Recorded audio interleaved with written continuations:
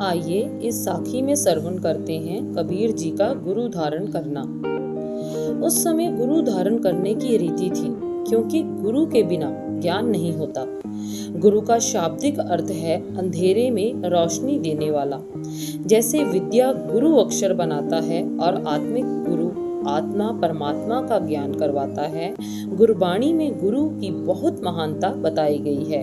आम कहावत भी है कि गुरु के बिना गति नहीं। कहते हैं कि कबीर एक दिन भजन कीर्तन करता हुआ एक महापुरुष के पास जा बिराजा। उससे वार्तालाप करता रहा। वार्ता करते समय उस महापुरुष ने पूछा, हे कबीर, आपका गुरु कौन है? गुरु महाराज, मैंने अभी किसी को भी अपना गुरु नहीं बनाया।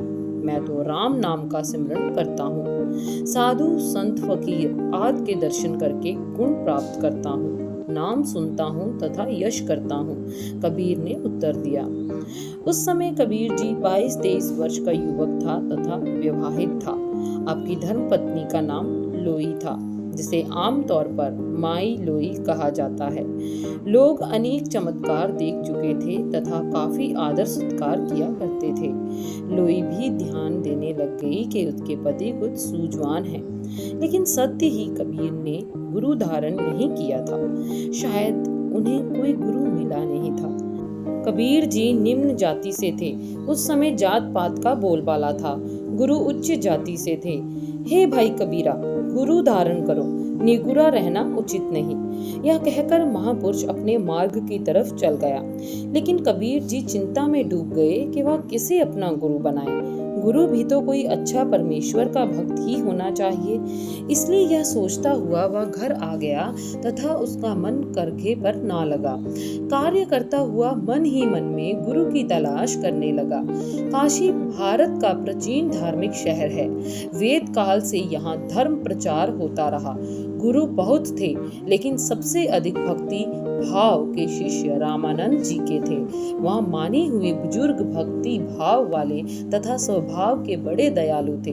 उनकी महिमा बहुत ज्यादा थी। राम भक्त कबीर ने मन ही मन में फैसला कर लिया कि वह रामानंद जी को ही अपना गुरु धारण करेगा। लेकिन रामानंद जी मानेंगे कैसे? कबीर जी कई दिन यत्न करते रहे कि रामानंद जी के दर्शन प्राप्त हो जाएं, लेकिन कोई अवसर नहीं बन रहा था। उनको कोई निकट नहीं जाने देता था। एक दिन कबीर जी ने एक अनोखी ही योजना सोची, जिसे भाई गुरदास जी ने अपनी वारों में अंकित किया है। उसने सोचा कि रामानंद जी स्नान करने के लिए गंगा के मणिकर्ण घाट पर जाया करते हैं। कबीर जी सुबह शीघ्र ही जागे और उस घाट के पास सीढ़ियों पर लेट गए। कबीर जी घाट पर सीढ़ियों के ऊपर लेटे हुए इंतजार करने लगे। उन्होंने पैरों की ध्वनि सुनी तथा सावधान हो गए। ज्यों ही रामानंद जी ने पैर रखा तो पैर कबीर जी के बदन को लगा और उन्होंने रामानंद जी के चरण स्पर्श प्राप्त कर लिए। अभी कुछ बोले नहीं थे कि रामानंद जी ने वचन कर दिया, उठो भाई, राम कहो, सोने का अब समय नहीं। इस समय सोना ठीक नहीं होता। कहो राम। राम के राम क्या है?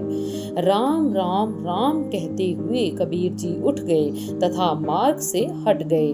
रामानंद गंगा स्नान करने के लिए आगे बढ़े तथा गंगा स्नान करने लग गए। भक्त कबीर जी एक पैर खड़े हुए राम राम का सिमरन करते रहे। रामानंद जी जब गंगा स्नान करके वापस लौटे तो कबीर जी ने मुड़कर रामानंद जी को नमस्कार की और अपने मार्ग चले गए। उस दिन से कबीर जी ने अपना गुरु रामानंद जी बताने लगे। समय कुछ ऐसा था कि धर्म के नाम पर पाखंड का बड़ा जोर शोर था। मुसलमान काजी तथा ब्राह्मण दोनों ही धर्म के नाम पर लोगों पर छल करते रहते थे। उनके साथ कबीर जी की सत्य पर चर्चा शुरू हो गई तो कबीर जी चर्चा में सबको नीचा कर देते और अपना कामकाज भी करते रहते थे। धीरे धीरे कबीर जी भक्ति की तरफ बढ़े तथा उन्होंने भगवा भेष धारण कर लिया तो काफी चर्चा चल पड़ी। जात पात के अभिमानियों ने कबीर जी से उनके गुरु के बारे में पूछा तो उन्होंने बड़ी दलेरी से कहा, मेरे गुरु रामानंद जी हैं। इस तरह सारी काशी में कबीर जी तथा श्री रामानंद जी के शिष्य गुरु होने का शोर मच गया। कई रामानंद जी से पूछने लगे कि कबीर जुलाहा आपका कैसे शिष्य है। रामानंद जी यह सुनकर चुप ही रहा करते थे। रामानंद जी के पास कबीर जी का उपस्थित होना अगली साखी में जल्द ही आप सबको श्रवण करवाएंगे।